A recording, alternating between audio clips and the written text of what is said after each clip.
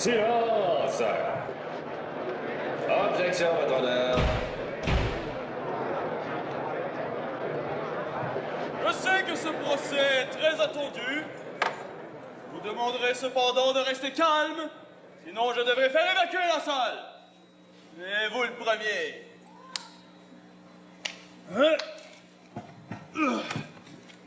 Avocat général, rappelez-nous les faits. Eh bien, cette affaire est particulièrement sordide, monsieur le juge. En fait, en 30 ans de carrière, c'est la chose la plus terrible sur laquelle j'ai travaillé. Les faits, maître, les faits. Eh bien, il s'agit encore d'une histoire classique de divorce où les parents se déchirent et une fois de plus, c'est le tapis qui subit les conséquences.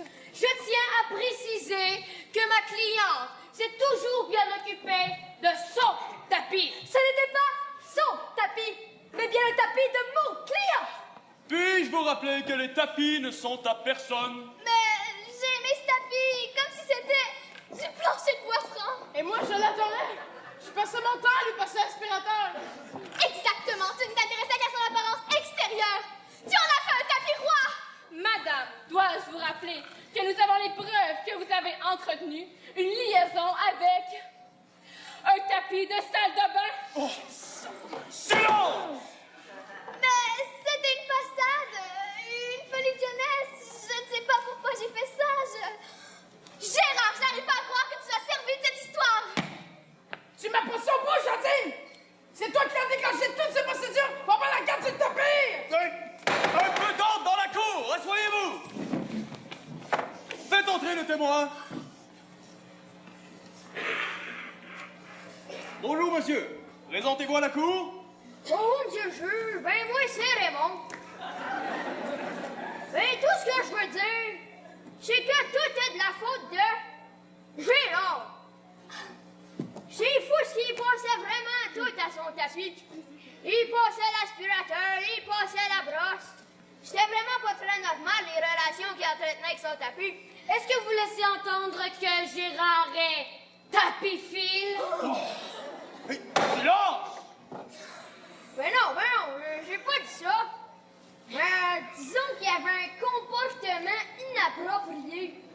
Par exemple, vous poussez des cris si on marchait avec nos souliers sur son tapis. Vous avez déjà marché avec vos souliers sur un tapis? Ben oui, pourquoi? Arrêtez cet homme, espèce de malade! C'est un grand malade, Raymond, il faut te faire soigner! Ben là, j'ai dit ça pour t'aider, oui! J'aime ça marcher avec mes souliers sur le tapis! Témoin suivant. Bon, OK. Là, c'est toi, hein? Tu commences. Non, commence-toi. Non. On pourrait en même temps. Ouais, on y va en même temps. 1, 2, 3. Bonjour, monsieur Jane. J'étais-tu bon? OK, bon. Mon frère et moi... Ben, on est les voisins de M. Gérard et... Oh, dis donc. Madame Géraldine, puis on a vu des choses, hein? Ben, disons que parfois, au printemps, ben, il sortait leur tapis. Ouais, même quand il faisait vraiment froid. Puis il commençait à faire ça dès le mois de mars, hein? Puis bon, j'étais un peu gênée de dire ça devant du monde, là, mais... Ben, disons qu'ils battaient leur tapis.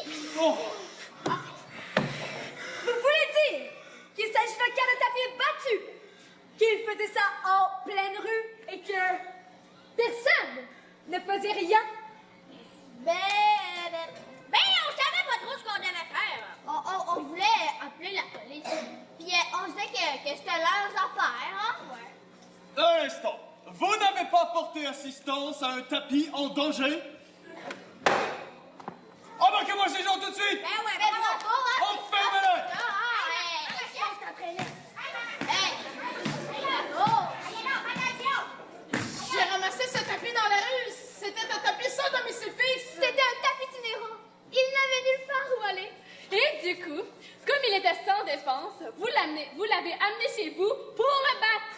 Mais il sentait très fort. Il avait vécu à l'extérieur et il avait une odeur. C'est vrai, il chantait très fort. Il avait servi de toi à deux jeunes de la rue. Au moins, s'il avait servi de toi, il ne devait pas sentir les pieds.